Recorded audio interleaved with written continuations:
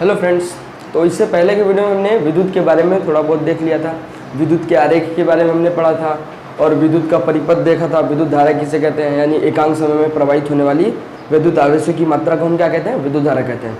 बराबर। अब ये जो विद्युत धारा है इसको हम एम्पियर से दर्शाते हैं, यानी कि उसका जो आई से दर्शाते हैं और उसका ऐसा ही मात्रक होता है एम्पियर, क्योंकि एम्पियर ने इसी खोज की थी। बराबर। उसके बाद हमने देखा था विभवांतर, यानी चालक तार के दो सिरों के बीच में जो अंतर होगा उसी चीज़ को हम क्या कहते हैं, विभवांतर कहते हैं। बराबर। और विभवांतर को वोल्टा ने बताया था, इसलिए हम उसके ऐसा ही मात्रक को हम क्या कहते हैं, वोल्टामीटर भी कहते हैं, वोल्ट कहते हैं। अब इस वोल्ट को नापने वाले यंत्र को हम क्या कहते थे, वोल्टामीटर, और एम्पियर को मापने वाले यंत्र को ए मीटर कहते थे। बराबर। और हमने कुछ सिंबल्स वगैरह भी देखे थे। अगर एक छोटी लाइन एक बड़ी लाइन, एक छोटी लाइन हो तो उसको हम क्या बोलते हैं, सेल। इसका ग्रुप हो तो बैटरी, एक कुंजी, ये सब हमने मतलब पढ़ लिया था। अब हम आगे देखते हैं, हमारा नेक्स्ट टॉपिक क्या होगा, ओम का नियम। बराबर। ओम का नियम यानी ओम्स लॉ। अब ये जो है इम्पोर्टेंट टॉपिक है। बराबर। 10वीं के लिए इम्पोर्टेंट टॉपिक है, इसके क्वेश्चन आते हैं एग्जाम में, तो इसलिए थोड़ा इसको अच्छे से पढ़ना। ओके, चलो। तो ओम का नियम बताने सबसे पहले किसने बताया था, तो जॉर्ज साइमन ओम ने बताया था। 1827 में उन्होंने बताया था। बराबर। अब इन्होंने जो ओम का नियम बताया, तो इसमें ओम का नियम था किस चीज़ पे या किसके आधार पे था, तो अब इस ओम के नियम में इन्होंने क्या सिद्ध किया था, इन्होंने चालक तार के दो सिरों के बीच जो लगने वाला अंतर यानी विभवांतर और उसमें प्रवाहित होने वाली विद्युत धारा, इसके बीच में क्या रिलेशन है, उस रिलेशन को बताए थे ये जॉर्ज साइमन ओम ने। क्या क्या बताए थे, तो विभवांतर और विद्युत धारा के बीच का संबंध क्या है वो चीज़ बताए थे ये जॉर्ज साइमन ने। बराबर। तो इसके इन्होंने क्या किया था, एक निक्रोम का तार इन्होंने लिया था। बराबर। किसका तार लिया था इन्होंने, तो निक्रोम का तार लिए थे। अब ये जो निक्रोम है, निक्रोम जो है कई धातुओं का मिक्सचर या कह सकते हो मिश्र धातु है, कई सारी धातुओं को मिला के बनाया गया है। तो कौन कौन से, निकेल, क्रोमियम और मैग्नीशियम तथा आयरन, ये चार तत्वों को मिला के कौन सा मिश्र धातु बनाया गया है, निक्रोम बनाया गया है। समझ में। तो इस ओम के नियम में हमें निक्रोम के बारे में मतलब निक्रोम के तार से ही सिद्ध किया था इन्होंने। ओके। तो जॉर्ज साइमन ओम ने क्या साबित किया था इसमें, तो जॉर्ज साइमन ओम ने जब देखा कि इन्होंने कि चालक देखो परिपथ में प्रवाहित या परिपथ के चालक तार के दो सिरों के बीच एक चालक तार है। बराबर। सपोज ये क्या है, तार है। इस तार के जो दो सिरे हैं इन दोनों के बीच का जो विभवांतर होगा यानी V होगा। बराबर। तो चालक तार के दो सिरों के बीच का विभवांतर तथा उसमें प्रवाहित होने वाले विद्युत धारा यानी कि I, ये एक दूसरे के क्या होंगे, समानुपाती होंगे, ऐसा इन्होंने बताया था। बराबर। Voltage and electric current it is proportional to each other, यानी कि ये जो भी दो सिरों के बीच यानी ये जो हमारा चालक तार है इसके दोनों सिरों के बीच का जो अंतर है वो अंतर किसके समानुपाती होगा, तो इसमें विद्युत धारा के समानुपाती होगा। समझ में। अगर हम इस तार को बढ़ाएंगे, तार के बीच का जो विभवांतर बढ़ाएंगे तो उसमें विद्युत धारा भी बढ़ेगी। समझ में। और अगर विभवांतर छोटा करेंगे, अंतर छोटा करेंगे तो विद्युत धारा भी कम हो जाएगा। समझ में। तो ऐसा इन्होंने बताया था जॉर्ज साइमन ओम ने कि चालक तार के दो सिरों के बीच का विभवांतर तथा इनके बीच बहने वाले विद्युत धारा के बीच जो है एक समानुपात का संबंध होता है। दोनों एक दूसरे के क्या है, समानुपाती है। जितना ज़्यादा ये बढ़ेगा उतना ज़्यादा ये बढ़ेगा। समझ में। ऐसा इन्होंने बताया था। पर इन्होंने एक ये भी बताया था कि लेकिन वहाँ का जो टेम्परेचर यानी तापमान है वो कैसा होना चाहिए, तापमान एकदम समान होना चाहिए, तापमान में कोई चेंजेस नहीं होना चाहिए। कि भाई जिस पे हमने इसको स्टार्ट किया इसके दूरी को बढ़ाना उसी पे ही टेम्परेचर होना चाहिए। टेम्परेचर को हम इसमें मतलब एक तरीके से क्या कहते हैं, कांस्टेंट कर देते हैं, निगलेक्ट करके हम इसमें सोच सकते हैं। तो इनका जो नियम था कांस्टेंट टेम्परेचर के आधार पे था। बराबर। टेम्परेचर को उन्होंने कांस्टेंट करके बताया था। ओके।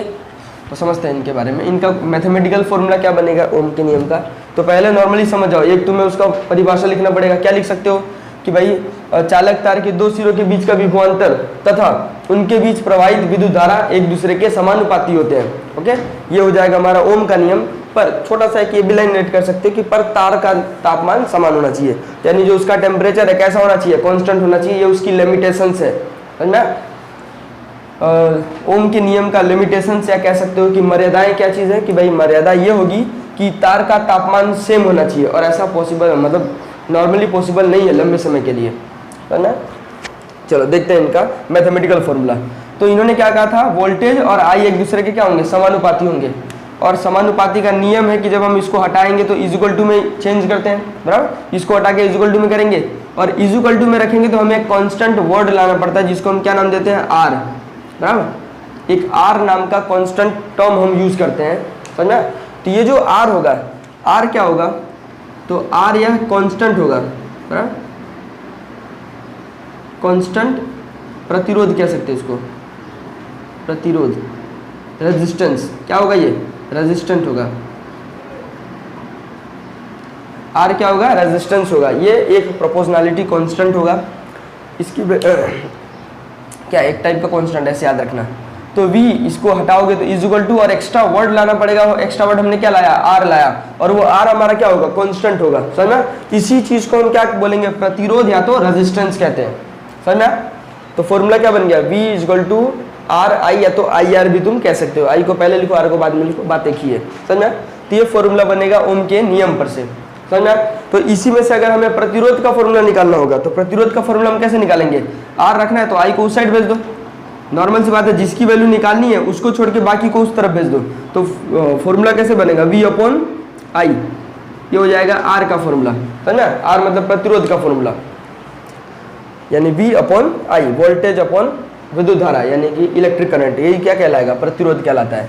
तो इससे हमें क्या वैल्यू मिलता है, प्रतिरोध की वैल्यू मिलता है, समझना। किसकी वैल्यू मिलेगा, प्रतिरोध, यानी कि रेजिस्टेंस की वैल्यू मिलेगा, समझना। किसी चीज को रेजिस्टेंस क्या है, एक टाइप का रोक है, किसी भी चीज पे रोक लगाता है, ऐसे याद रख सकते हो। तो जो रेजिस्टेंस होगा इसका हमें एसआई यूनिट भी जरूरी है भाई, एसआई यूनिट। इसका एसआई यूनिट क्या होगा, तो देखो एक्चुअल में ये एक ग्रीक वर्ड है प्रतिरोध, इसलिए इसको हम ग्रीक वर्ड के हिसाब से इसको ओम कहते हैं, बराबर। ओम ग्रीक वर्ड में ओम, सॉरी ओमेगा, बराबर, ओमेगा। तो इसका साइन क्या होगा, इस ओम या तो ओमेगा का साइन होगा इसमें, बराबर। किसका होगा, ओमेगा। कोई डाउट इसमें, ओके। तो रेजिस्टेंस यानी कि आर, प्रतिरोध, प्रतिरोध का एसआई मात्रक क्या होगा, ओमेगा होगा, समझना। प्रतिरोध का एसआई मात्रक क्या होगा, ओमेगा होगा, ओके। अब कभी कभार एक क्वेश्चन पूछता है कि एक प्रतिरोध बराबर कितना होगा, एक प्रतिरोध बराबर कितना होगा। तो एक प्रतिरोध कितना होगा भाई, तो एक वोल्टेज यानी एक विभवांतर और एक विद्युत धारा यानी कि एक इलेक्ट्रिक करंट के अनुपात को, यानी रेशियो को हम क्या कहेंगे, एक ये कांस्टेंट, सॉरी प्रतिरोध कहेंगे, यानी रेजिस्टेंस कहेंगे, समझना। तो एक वोल्टेज और एक विद्युत धारा के अनुपात को हम क्या कहेंगे, एक प्रतिरोध कहेंगे या एक ओमेगा कहेंगे, समझना। एक ओमेगा कहेंगे, क्या बन जाएगा ये, एक ओमेगा, क्या बोलेंगे इसको, एक ओमेगा। तो एक ओमेगा किसके बराबर होगा, एक वोल्टेज, वोल्टेज का एसआई मात्रक हमारा क्या है, वोल्ट है। तो एक वोल्ट बटे में विद्युत धारा का एसआई मात्रक क्या है, एक एम्पियर, बराबर। एक वोल्ट अपॉन एक एम्पियर क्या कहलाता है, एक ओमेगा कहलाता है। क्वेश्चन पूछा जाता है कि एक ओमेगा किसके बराबर होगा, या एक ओमेगा की परिभाषा दीजिए। तो एक वोल्टेज और एक एम्पियर के अनुपात को हम क्या बोलेंगे, एक ओम, यानी कि एक प्रतिरोध बोलेंगे, समझना। ओके, कोई डाउट नहीं इसमें, गुड। चलो अब आगे देखते हैं। तो ये जो हमारा प्रतिरोध है, एक्चुअल में प्रतिरोध क्या है। अब जैसे मान लो यहाँ से विद्युत धारा पास हो रही है, अब बीच में से एक प्रतिरोध है, ये क्या कर रहा है, इसको आगे बढ़ने से रोक रहा है ना। सपोज मान लो कि देखो ऐसे जूम करो, इस साइड सपोज ये वायर है, बराबर। इस वायर में यहाँ से इलेक्ट्रिक पास होगा, बराबर, इलेक्ट्रिक क्या होगा, पास होगा। और इसमें कुछ इस तरीके से जो है ना, ये रेजिस्टेंस हमारे लगे होते हैं, ये क्या लगा है, रेजिस्टेंस लगा है। तो इसको आगे जाने का एक अवरोध है, बराबर। नॉर्मली एकदम छोटा जगह, एकदम धीरे धीरे अंदर जाएगा, बराबर, एकदम धीरे धीरे अंदर जाएगा। पर एक्चुअल में जगह इसका छोटा है, बराबर, यानी कि रेजिस्टेंस ज़्यादा है। रेजिस्टेंस ज़्यादा होगा तो इसको जाने के लिए जगह नहीं मिलेगा। तो रेजिस्टेंस एक प्रकार का विद्युत धारा को रोकने का एक काम करता है, बराबर। विद्युत धारा का एक अवरोध है, क्या ये अवरोध है, विद्युत धारा क्या है, अवरोध है। तो इसी विद्युत धारा के अवरोध को, या कह सकते हो कि उसको क्या कर रहा है, आगे जाने से रोक रहा है। तो इसीलिए हम इसको कहते हैं प्रतिरोध कहते हैं, बराबर। एक आगे किसी ऑब्जेक्ट को आगे बढ़ने से वो रोकता है, बराबर, रोक रहा है। तो रोक रहा है तो रोध कर रहा है, यानी इसी का नाम क्या पड़ जाता है, प्रतिरोध पड़ जाता है, बराबर। अब फिर इसी में एक वर्ड आता है प्रतिवर्ती प्रतिरोध, क्योंकि हम प्रतिरोध को अपने हिसाब से कम ज़्यादा भी कर सकते हैं, जैसे रेगुलेटर में, बराबर, इस रेगुलेटर बोल रहा हूँ, पंखे का। अब इसमें तुम जो 1 2 4 5 जो भी करते हो, तो एक्चुअल में क्या कर रहे हैं, प्रतिरोध को हम घटा बढ़ा रहते होते हैं ना। तो प्रतिरोध को घटाने बढ़ाने का वही क्या कहलाता है, प्रतिवर्ती प्रतिरोध कहलाता है। यानी कि हम अपने हिसाब से जितना चाहे प्रतिरोधों की वैल्यू कम ज़्यादा कर सकते हैं, बराबर। किसमें, तो वोल्टता में परिवर्तन किए बिना, बराबर। वोल्टता यानी कि उसके वोल्टेज में, जितना वोल्टेज इसका होगा, बराबर, इसका वोल्टेज जितना होगा 220 वोल्ट जितना भी हो, 220 तो नॉर्मली एक कहा जाता है घर का, तो 220 वोल्ट इसका वोल्टेज होगा। वोल्टेज में कोई भी परिवर्तन किए बिना, बराबर, कोई भी परिवर्तन नहीं करना इसमें। तो वोल्टेज में बिना किसी परिवर्तन किए उसके प्रतिरोधों में कम ज़्यादा, यानी उसकी वैल्यू को डाउन अप जो भी वैल्यू करना चाहो, यानी कि वोल्टता में परिवर्तन किए बिना विद्युत धारा को नियंत्रित करना। अब इस विद्युत धारा यानी आई को हम नियंत्रित कैसे करेंगे, अगर हमें ज़्यादा आई चाहिए तो हम इसको प्रतिरोध को छोटा कर देंगे, प्रतिरोध को क्या कर देंगे, छोटा कर देंगे। अब प्रतिरोध को छोटा कर देंगे तो आराम से इलेक्ट्रॉन पास हो जाएगा, बराबर, आराम से इलेक्ट्रॉन पास हो जाएगा, सब चले जाएंगे आराम से, बराबर। तो प्रतिरोध अगर हमें ज़्यादा अगर हमें विद्युत धारा ज़्यादा चाहिए तो हम प्रतिरोध को कम कर देंगे, और अगर हमें विद्युत धारा कम चाहिए तो हम प्रतिरोध को ज़्यादा कर देंगे। और प्रतिरोध ज़्यादा होगा तो कम जगह में से जाने में उसको थोड़ा दिक्कत होता है, समझ में आइए। तो वोल्टता की परिवर्तन, इसमें कोई भी वोल्टेज में चेंजेस नहीं होगा। नॉर्मली खाली क्या होगा, प्रतिरोध को आगे पीछे या ऊपर नीचे करके हम इसको विद्युत धारा को नियंत्रित कर सकते हैं। इस विद्युत धारा को नियंत्रित करने की प्रक्रिया ही क्या कहलाती है, धारा नियंत्रक कहलाती है, समझा। विद्युत धारा को नियंत्रित करने की जो प्रक्रिया है, इसी प्रक्रिया को हम क्या कहेंगे, धारा नियंत्रक कहेंगे, समझ में। ओके, नेक्स्ट अभी चालक और दूसरा हीन चालक क्या चीज होता है भाई। तो जैसे नॉर्मली देखो ये रहा, इसमें क्या है, सपोज कि ये हमारा, ये जो मैं इसको ब्लैक किससे कर देता हूँ, ये हमारा क्या हो जाएंगे, प्रतिरोध कहलाएंगे, बराबर। ये क्या कहलाएंगे, प्रतिरोध कहलाएंगे। ये ब्लू वाला नहीं, ब्लैक वाले से समझो, ब्लैक वाले क्या हमारे प्रतिरोध कहलाएंगे। तो अगर प्रतिरोध थोड़ा कम रहेगा, प्रतिरोध बहुत मतलब मान के चलो ज़्यादा, देखो तार की जो मोटाई है ना, दोनों में सेम टू सेम मोटाई है, ऐसा एज्यूम करो, है ना। दोनों का जो एरिया है, क्रॉस सेक्शन एरिया, तो इनका जो क्रॉस सेक्शन एरिया है वो दोनों में सेम टू सेम, मतलब तार की जो मोटाई है, देखो सपोज इतना मोटा वायर है और ये भी इतना ही है ना। दोनों में तार की मोटाई कैसी है, सेम है, पर दोनों में देखोगे प्रतिरोध में असमानता देखने को मिलेगी। तो तार की लंबाई दोनों में सेम है, बराबर। पर लेकिन अगर इसमें से विद्युत पास करेंगे तो आसानी से चला जाएगा, इसमें से पास करेंगे तो नहीं जाए, देखो नॉर्मली नहीं जाएगा, मैं ऐसे ही बता रहा हूँ तुम्हें, पर इसमें से नहीं जा पाएगा आसानी से। एक्चुअल में ऐसा क्यों है, देखो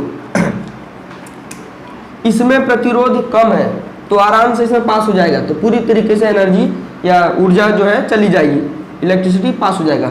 पर इसमें से पास नहीं हो पाएगा क्योंकि देखो इतने बहुत थोड़ी छोटी जगह है, अब इतने छोटी जगह में नहीं जा पाएगा, निकल नहीं पाता है। तो ऐसी चीज में ये जो हो जाए, जहाँ प्रतिरोध की वैल्यू ज़्यादा हो जाए, है ना, प्रतिरोध कैसा हो जाए, प्रतिरोध ज़्यादा हो जाए,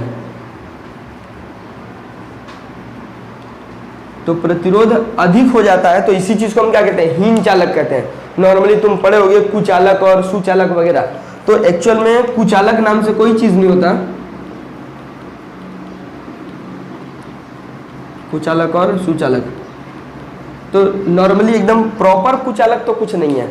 एक सबकी एक लिमिट दी गई है भाई, एक लिमिट तक है, अगर इससे इस लिमिट से ज़्यादा जाओगे तो उसमें भी करंट पास हो सकता है। नॉर्मली देखो लकड़े वगैरह में नहीं पास होता है, पर लकड़े की भी एक ऐसा है कि अगर एग्जाम्पल कहाँ गया भाई, देखो अरे छोड़ो इसको, जानना। तो लकड़े भी देखो, इसमें भी क्या है कि नहीं जा सकता भाई, इसी में क्या लोग है, ये सब क्या है, एक कुचालक चीज़ें है ना, क्या है, कुचालक है। कुचालक तो नहीं कह सकते पर लेकिन हीन चालक है। इसमें प्रतिरोध बहुत ज़्यादा होगा, इसमें इलेक्ट्रॉन को जाने की जगह ही नहीं मिल पाएगी, इतना ज़्यादा प्रतिरोध होता है। तो फिलहाल कागज ये, तो इसमें अगर देखो इलेक्ट्रॉन तो जा नहीं पा रहा है, यानी कि इसकी चालकता कैसी है, हीन चालकता कहलाएगी, क्योंकि इसमें पूरी तरीके से इलेक्ट्रॉन जाने का रास्ता ही नहीं है, इलेक्ट्रॉन जाने का रास्ता नहीं है, इसका मतलब उसको हम क्या बोलेंगे, कुचालक। हम बचपन में उसको पढ़ते थे कुचालक, पर एक्चुअल में इसका क्या कह सकते हैं हम इसको हीन चालक कहेंगे, बराबर। कुचालक नहीं कहेंगे। हीन चालक इसलिए कहेंगे क्योंकि इसकी भी एक लिमिट है, एक लिमिट से पार जाएंगे तो इसमें भी करंट पास हो जाएगा, बराबर। कांच वगैरह में भी देखो करंट पास हो जाता है। एक टेक्निक्स भी है जिसमें कांच पे या कांच की चीज़ों में डिज़ाइन वगैरह बनाया जाता है, यूट्यूब पे है फेमस, ऐसे कई सारी चीज़ें, नाम फिलहाल उसका मुझे याद नहीं आ रहा है, पर तुम देखोगे कि सपोज मान लो इतना बड़ा कांच होगा, एक साइड से यहाँ पे करंट, उसको बहुत हाई करंट पास किया जाता है और उस करंट की वजह से एकदम पूरा क्या दरार बन जाता है और वही एक डिज़ाइन मतलब रूप ले लेता है। बहुत रिस्की वाला काम है, तुम देखे होगे यूट्यूब पे सर्च मारना तो मालूम चल जाएगा। तो अब एक्चुअल में देखो वो भी क्या, कांच को नॉर्मली हम क्या पढ़ते थे कुचालक, पर वो कुचालक नहीं, वो भी क्या है, वो हीन चालक है, क्योंकि उसमें देखो एक लिमिट दे दिया, उस लिमिट के पार अगर उसने विद्युत पास किया तो चला गया विद्युत और पूरा एकदम क्या है दरार टाइप का पड़ गया था, ऐसा दिखता है ना। तो इसीलिए हम इसको हीन चालक कह सकते हैं पर कुचालक नहीं कहेंगे। ओके, चलो नेक्स्ट अभी देखते हैं कि ये जो प्रतिरोध है, प्रतिरोध किन किन चीज़ों पर डिपेंडेंट है, कि भाई किन किन चीज़ों पे प्रतिरोध डिपेंड होता है। तो प्रतिरोध के लिए 3 मेन पॉइंट है, इन्हीं 3 पॉइंट से प्रतिरोध जो है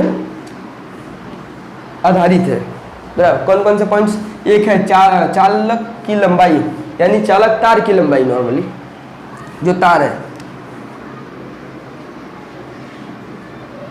इसमें जितना तार की लंबाई ले जाओगे, क्योंकि देखो इसमें प्रतिरोध है ना, इस तरीके से प्रतिरोध है, कम ले जाओगे तो इसको कम प्रतिरोध का वैल्यू कम रहेगा, जितना लंबा ले जाओ सब में प्रतिरोध बढ़ता जा रहा है ना। इसका मतलब चालक तार की लंबाई अगर ले जाओगे, जितना लंबा तार लोगे उतना ज्यादा उसमें प्रतिरोध होगा, है ना। क्या होगा, चालक तार की लंबाई होगा तो उसमें प्रतिरोध कैसा होगा, ज्यादा होगा। या तो कह सकते हो कि चालक तार की लंबाई जो है वो प्रतिरोध का समानुपाती है, समानुपात मतलब कह सकते हो एक प्रोपोर्शनल है ना, प्रोपोर्शनल है।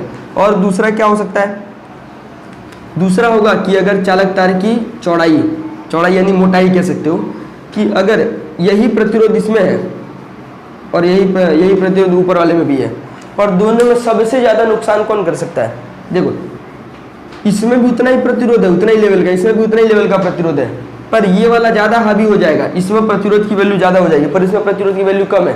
क्यों कम है, क्योंकि इसका जो क्रॉस सेक्शन एरिया है ना, इसका जो क्रॉस सेक्शन एरिया है, तो ये क्रॉस सेक्शन एरिया बहुत ज़्यादा है ना। क्रॉस सेक्शन एरिया कैसा है, बहुत ज़्यादा है, तो इसके इस क्रॉस सेक्शन एरिया में ज़्यादा होने की वजह से इसके प्रतिरोध का उतना कोई वैल्यू नहीं होता है, आराम से इसमें इलेक्ट्रॉन पूरी तरीके से पास हो जाएगा, है ना। तो इसीलिए कहते हैं कि इस जिसका क्रॉस सेक्शन एरिया ज़्यादा होगा तो उसमें रेजिस्टेंस कम लगेगा, है ना। मोटाई जितनी पतली रहेगी उतना ज़्यादा रेजिस्टेंस लगेगा, जितनी छोटी रहेगी उतना कम इसमें रेजिस्टेंस लगेगा। इसी की ड्राइंग देखो, जैसे देखो इसमें बिल्कुल जगह नहीं मिल पा रहा है इसको, है ना, इसमें इतना सारा जगह है। तो इसीलिए कहते हैं कि भाई एक तो चालक की लंबाई, दूसरा अनुप्रस्थ काट का क्षेत्रफल, इस पर भी डिपेंड करेगा, और तीसरा डिपेंड करेगा कि पदार्थ की प्रकृति कैसी है, बराबर। पदार्थ की प्रकृति कैसी है, उसका नेचर कैसा, उस पर भी डिपेंड करेगा। अभी तुम लकड़ी में पास करने जाओ उतना तो नहीं होगा, बराबर, क्योंकि वो क्या है, एक टाइप का हीन चालक है, समझना। तो ये 3 चीजें डिपेंड करती है किसी भी चालक के प्रतिरोध पे। कोई डाउट? चलो, एक क्या, चालक की लंबाई, दूसरा अनुप्रस्थ काट का क्षेत्रफल, तीसरा पदार्थ की प्रकृति, कि उसकी प्रकृति, उसका नेचर कैसा है, समझना। ओके, तो प्रतिरोध जो होगा वो समानुपाती होगा उसके लेंथ के, जितना लेंथ बढ़ाओगे उतना प्रतिरोध बढ़ेगा, और व्युत्क्रमानुपाती यानी कहने का मतलब इम्प्रोपोर्शनल होगा किसके, तो उसकी मोटाई पे। जितना मोटाई बढ़ाओगे उतना रेजिस्टेंस कम होगा, जितना मोटाई छोटा करोगे उतना रेजिस्टेंस बढ़ेगा, समझना। तो ये चीज है। ओके, अब देखो अगर हम इसका प्रतिरोधकता साइन हटाए, ये प्रोपोर्शनलिटी साइन हटाएंगे तो क्या रखेंगे, इक्वल टू रखेंगे। तो इक्वल टू रखेंगे तो एक हमें कांस्टेंट वर्ड यूज़ करना पड़ता है, बराबर। इसका एक हमें कांस्टेंट वर्ड यूज़ करना पड़ेगा, जो कि हमने क्या यूज़ किया, ये पी जैसा दिख रहा है, इसको हम बोलते हैं रो।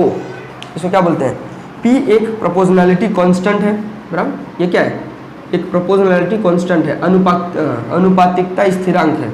ये क्या है, एक मिनट पहले इसको समझ लेते, इसको क्या बोलते हैं, हम रो बोलते हैं, बराबर। ये क्या है, एक टाइप का अनुपातिकता स्थिरांक है। क्या है, स्थिरांक यानी प्रोपोर्शनलिटी कांस्टेंट, स्थिरांक लिखने में गड़बड़ हो जाता है, स्थिरांक क्या ये अनुपातिकता स्थिरांक है, यानी प्रोपोर्शनैलिटी कांस्टेंट है। समझ में आया? कोई डाउट इसमें? Okay good. अब ये जो P है यानी अनुपातिकता स्थिरांक है, इसका SI यूनिट भी जरूरी है ना, इसका SI यूनिट जरूरी है। अब इसका SI यूनिट करोगे कैसे? SI यूनिट, इसका SI यूनिट कैसे करोगे भाई? अब नॉर्मली समझो, अब ये चीज़ चलो हम P की वैल्यू पहले फाइंड कर लेते हैं। इससे हम रो की वैल्यू कैसे निकालोगे? फॉर्मूले के आधार पे। ये हमारा R है, इधर P, इधर L, इधर A, बराबर। वैल्यू इधर उधर कर दो, P निकाला ना, P को छोड़ के बाकी सबको साइड फेंक दो। ये R था, नीचे था, ऊपर हो जाएगा, और ये ऊपर था आके नीचे हो जाएगा। इधर क्या हमें मिलेगा? रो मिलेगा। अब R यानी प्रतिरोध, प्रतिरोध कैसा ही मात्रक था? ओमेगा, और एरिया कैसा ही मात्रक होगा? मीटर स्क्वायर, और नीचे क्या है? मीटर, बराबर। लेंथ मतलब लंबाई किस में मापी जाती है? मीटर में। लंबाई का ऐसा यूनिट क्या है? मीटर। तो अब मीटर से मीटर कैंसिल आउट करो तो हमें क्या मिलने वाला है? तो ओमेगा इंटू मीटर। तो हमारा प्रतिरोधकता क्या होगा? ओमेगा इंटू मीटर होगा। समझना? प्रतिरोध देखो यहाँ शायद यहाँ नहीं दिख रहा होगा, मैं ऊपर लिख देता हूँ। तो P का SI मात्रक क्या होगा? SI मात्रक क्या होगा इसका? ओमेगा इंटू मीटर होगा। समझना? Omega into metre. चलो आज के लिए यहीं तक रखते हैं, बाकी जो रहेगा उसको नेक्स्ट क्लास में देखेंगे। स्क्रीनशॉट ले लो आप।